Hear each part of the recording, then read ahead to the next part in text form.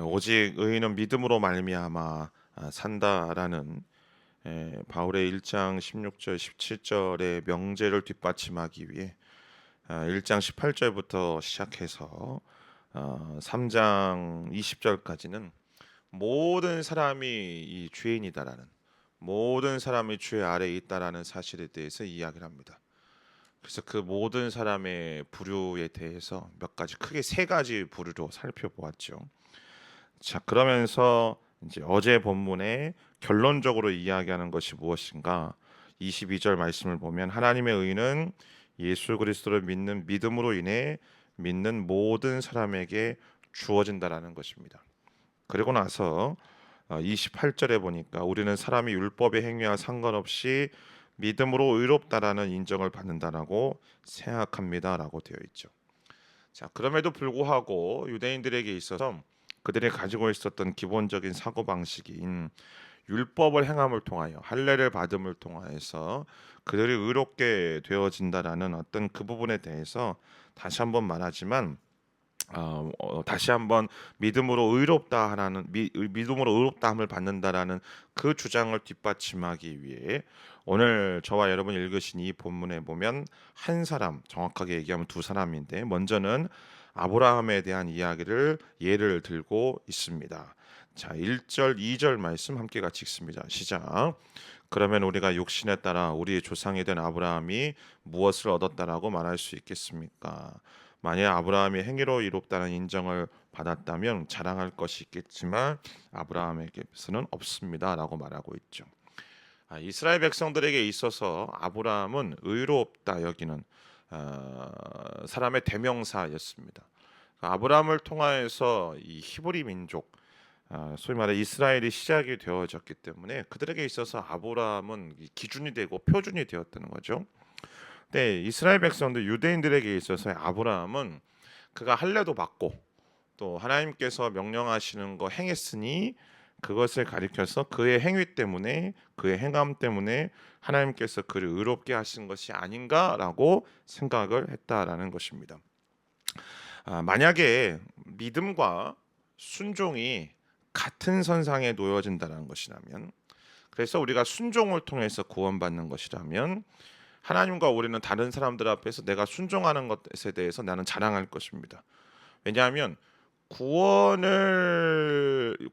진짜 장본인이 하나님이 아니고 순종한 내 자신에게 있기 때문에 그런 거죠. 근데 오늘 바울의 주장은 뭐냐면 하나님 앞에서 자랑할 것이 없다라는 것입니다. 그래서 실제로 아브라함도 그 자신의 순종에 대해서 자랑할 것이 없다라는 거예요. 자, 3절 말씀을 보면 성경이 무엇이라고 말하는가? 아브라함이 하나님을 믿으니 그것이 그에게 의로 여겨졌다라고 합니다라고 되어 있습니다. 제가 갈라디아서 함께 말씀 나눌 때도 살펴보았지만 아브라함이 하나님을 믿으니 그에게 의로 여겨졌다라는 부분, 그리고 이스라엘 백성들이 생각할 때 아브라함이 할례를 받았기 때문에 아브라함이 율법의 말씀에 순종했기 때문에 그가 의롭게 되어졌다는 부분에 시간적인 순서가 무엇이 먼저라는 것이죠. 이스라엘 백성들이 생각할 때는 창세기 17장에서 아브라함과 아브라함의 가족이 할례를 받았다라는 것이 먼저라고 생각하지만, 그러나 성경은 하나님께서 아브라함이 믿어서 그 믿음을 통하여 그를 의롭게 여겨졌다라는 부분을 창세기 15장 6절에 먼저 기록하심을 통해 그의 행위가 아니라 하나님의 말씀과 하나님의 말씀에 대한 이 하나님의 말씀을 믿었음에 대한 그 부분을 하나님이 의로 여기셨다라는 부분에 대해서 초점을 맞추고 있습니다. 그러니까 하나님이 무엇을 말씀하셨는가? 야, 내가 너하고 언약을 맺는다. 내가 너에게 자녀를 준다. 내가 너로 큰 민족을 이루겠다라는 막소. 앞에 아무것도 보인 게 없고요. 그 당시 임신된 것도 아니었어요. 근데 아무것도 보여지는 것도 않고 실체도 없는데도 불구하고 하나님이 말씀하셨으니 그 말씀을 믿은 것에 대해서 하나님이 아브라함을 의롭다라고 여기신다라는 거죠.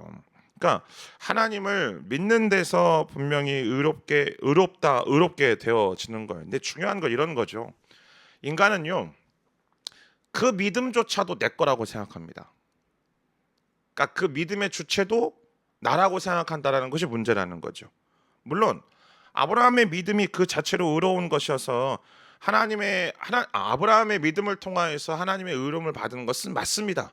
그러나 아브라함의 믿음 자체가 의로운 것인가? 그렇지는 않다라는 거예요. 그러니까 아브라함의 믿음 그 자체가 굉장히 뭔가 이렇게 뭐 순전하고 뭔가 100% 완전한가? 그렇지 않다라는 거죠.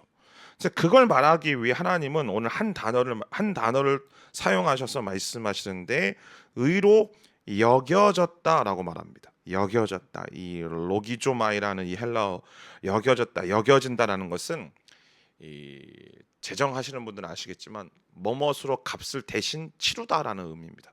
값을 대신 치다라는 거죠. 그러니까 이전과 다르게 생각한다라는 겁니다. 그러니까 아브라함의 믿음은 의롭지는 않지만 하나님이 그가 마치 의로운 것처럼 여기신다라는 거예요. 그러니까 지금도 우리는 죄로 물들고 불완전하지만 완전하신 하나님께서 우리를 사랑하시고 받아주셔서 의롭다라고 인정하신다라는 사실입니다. 그것이 아브라함이 하나님을 믿으니 그것이 그에게 의로 여겨졌다라는 이야기라는 것이죠. 믿음은 하나님이 구원을 위해서 베푸신 것을 신뢰하는 것입니다. 자, 5절 말씀을 보면 4절 말씀을 보면 일하는 자에게는 품삯이 은혜로 여겨지지 않고 정당한 대가로 여겨진다라고 말하고 있죠. 자, 5절 말씀 함께 같이 읽습니다. 시작. 일하지 않고도 경건치 않은 사람을 의롭다라고 인정하시는 분을 믿는 사람에게는 그의 믿음이 의로 여겨집니다. 우리가 그런 존재라는 거예요. 우리가 우리의 구원에 대해서 일하는 게 하나도 없어요. 그러니까 우리가 우리의 구원을 받을 만한 내가 경건의 모양은 있을지는 모르겠지만 경건의 능력은 전혀 없는 자라는 거죠. 근데 그러니까 하나님이 우리를 의롭다라고 인정하시고 여겨질 때도 여전히 우리는 불의하고 여전히 우리는 경건하지 못하다는 겁니다. 때문에 구원은 선물인 거예요. 그러니까 4절 말씀에 일하는 자에게는 품삯이 은혜로 여겨지지 않는다라고 얘기하잖아요. 구원을 받는 것에 대해서 내가 나의 열심과 나의 행동 심지어 이 믿음까지도 내 거라는 사람은 그게 은혜로 안 다가와요. 내가 열심히 노력한 나의 대가라고 생각하지. 정당하게 나에게 주어진 결과값이라고 생각하기 때문에 하나님이 오늘 열심히 우리가 찬양으로 하나님의 은혜로 그 크신 하나님의 사랑이라고 고백은 하지만 그게 나에게 은혜요 나의 사랑이라고 안 다가온다고요. 내가 열심히 하는 거라고 생각하지. 그러나 우리에게 주어진 하나님의 구원은 우리의 선물입니다. 내 노력과 내 열심, 심지어 나의 어떤 1%의 가능성도 없는 상태 속에서 하나님 나에게 그 구원을 허락하신 것이기 때문에 그것이 선물인 것이죠. 때문에 그럼 우리의 믿음은 무엇인가? 우리의 믿음은 내가 신뢰하고 내가 의지하는 것에 의지하는 대상이 전환되어지는 것을 의미하는 것이 그게 믿음입니다. 내가 지금까지는 A라는 것을 의지하고 뭐 B라는 것을 바라고 C라는 것을 신뢰할 때라면 이제는 내가 신뢰하고 내가 의지하는 대상이 오직 여호와 하나님, 그 하나님을 구원자로 바라고 그 하나님을 신뢰하는 것. 내가 의롭게 되기 위해 내가 경건하기 위해서 행하고 있는 모든 나를 바라고 나를 신뢰하는 그 모든 것들을 멈추고 하나님을 신뢰하기 시작하면 중요한 건 여기에요. 하나님을 신뢰하기 시작하면 하나님이 우리를 의롭다라고 여겨주시는 거예요. 그러니까 팀 켈러 목사님이 자신의 책에서 이 부분에 대해서 세 가지 얘기를 드시거든요. 자, 오늘 죽어서 우리가 오늘 밤 죽어서 천국에 하나님 앞에 선다고 가정할 때 하나님이 우리에게 질문하신다라는 거죠. 왜 내가 너를 천국에 들여보내야 됐냐? 자, 그 질문에 대해서 사람들이 보통 이렇게 대답한다라는 겁니다. 첫 번째 대답하는 부류는 왜냐하면 내가 좋은 그리스도인이 되기 위해서 최선을 다해서 살아왔기 때문입니다. 두 번째 부류는 왜냐하면 내가 하나님을 믿었고 그분의 뜻을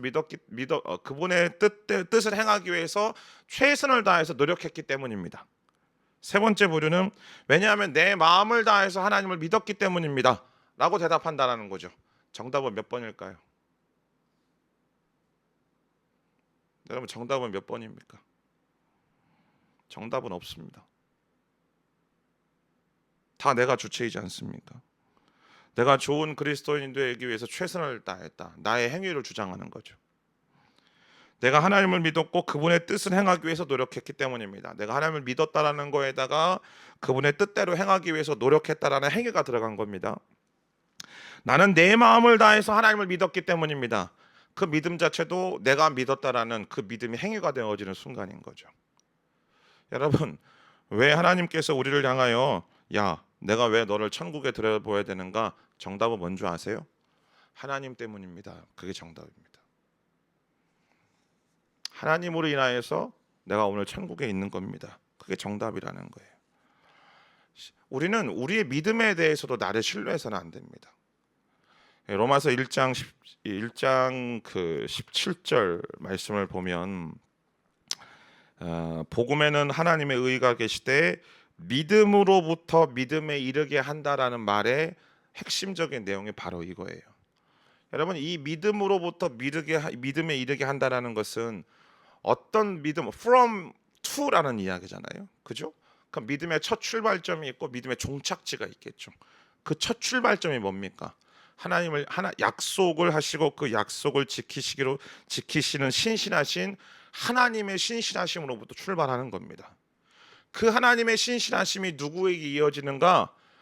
빌립보서 2장 6절부터 시작하는 말씀처럼 그 하나님의 신실하심을 이루기 위해 이 땅에 인간의 몸을 입고 내려오셔서 죽기까지 순종하신, 십자가에서 죽기까지 순종하신 예수님의 신실하심으로 이어지는 거예요. 그 신실하심이 우리에게 부여된 겁니다. 때문에 그 믿음도 누가 우리에게 주시는가? 하나님이 우리에게 주시는 거예요. 하나님의 믿음이 우리에게 오는 거예요. 그래서 믿음이 좋다, 믿음이 나쁘다에 대해서도 자랑할 어떠한 근거도 우리에게는 없어요.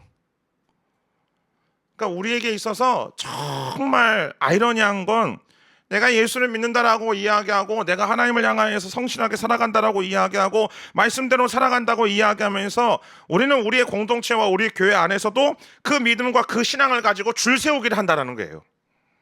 그 믿음이 좋냐 나쁘냐를 가지고 줄 세우고 있고 내 기도를 얼마나 하느냐 안 하느냐를 가지고 줄 세우고 있고 하나님이 우리를 줄 세우시는 게 아닌데 우리가 서로가 서로를 향하여서 줄 세우고 있는 부분이 우리 가운데 있다라는 것 아니겠습니까?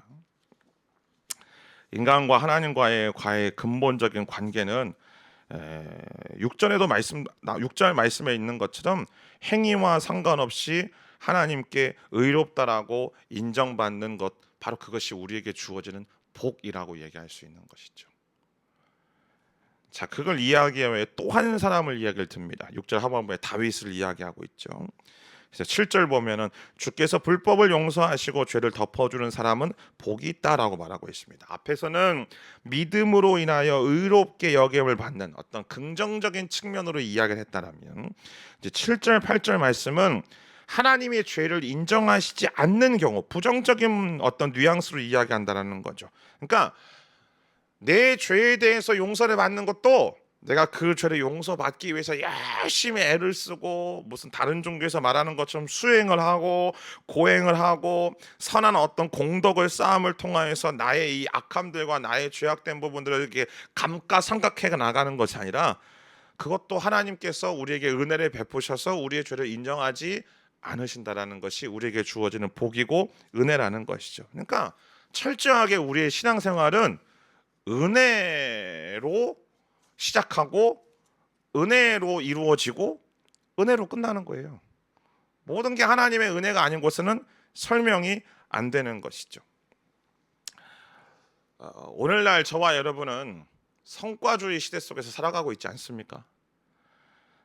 우리 아이들은 성적으로 줄 세움을 당하고 있고, 그리고 직장 다니시는 우리 남자분들은 실적으로 평가되고 있고, 또 심지어 부모인 우리는 자녀가 어떤 대학을 들어갔느냐, 어떤 직장에 들어갔느냐, 누구를 만나서 어떤 가정을 이루고 결혼 생활을 하고 있는가를 통하여서 평가받는다라고 착각하며 살아가고 있는 이 시대 속에 살아가고 있죠.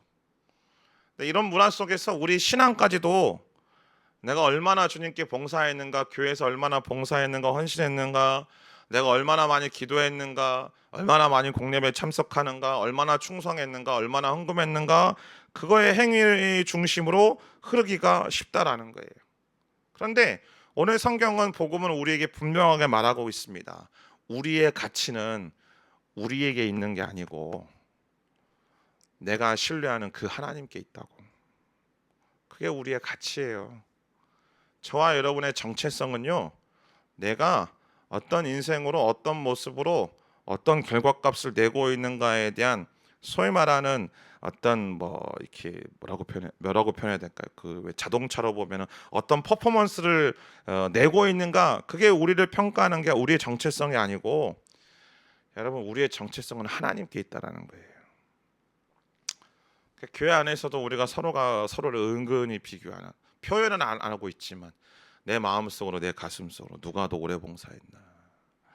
저희 교회는 그거 안 하고 있지만 그거 하잖아요. 왜 건축헌금 내면 이렇게 교회 로비 복도에다가 대문짝만하게 대자보 붙여놓고 누가 몇 명 얼마 했다라고 그래프 표시하고, 총동원주의 같은 거 하면은 누가 몇 명 전도했는지에 대해서 그래프 표시하고, 그게 줄 세우는 거 아니면 도대체 뭐겠습니까? 그러나 하나님은 경건하지 않은 자를 의롭다라고 말씀하십니다. 우리는 다 죄인이고 다만 은혜로 구원받은 자들이죠. 여전히 우리의 퍼포먼스에 대해서 주목하잖아요. 그러면 우리는 이 성공에 대한 도취도 하지만 거의 대부분이 실패와 죄책감에 시달립니다. 나는 부족하다라고 여기고, 나는 아직도 죄가 많다라고 여기고, 그래서 이런 죄 많은, 이런 부족한 나를 하나님은 기뻐하지 않을 거라고 늘 자책하는 것이죠. 근데 오늘 다윗이 말하잖아요. 주께서 불법을 용서하시고 죄를 덮어주시는 사람은 복이 있고 주께서 그 죄를 인정치 않으실 사람은 복이 있다라고. 여러분 자기가 열심히 노력해서 그 죄를 해결한 게 아니라니까요. 하나님이 그것을 해결했다고요. 때문에 오늘 우리는 이 말씀을 통해서 다시 한번 믿음으로 고백해야만 합니다. 오늘 내 자랑은 나의 신앙의 행위가 아니에요. 내 자랑은 오직 예수 그리스도뿐이에요. 여러분 우리의 자랑은요 겉으로 보여지는 퍼포먼스가 아니에요. 우리가 자랑할 건 겉으로 내비칠 수 있는 것들이 아니라고요. 우리의 자랑은 오직 예수 그리스도를 의지하고 신뢰하는 것, 그거 하나뿐이에요. 내가 믿고 내가 주장하고 내가 의지할 수 있는 건 오직 예수 그리스도 그분뿐이라고요. 때문에 다른 사람들을 겉으로 드러나는 그 사람의 모습들을 통하여서 평가하고 재지 마십시오.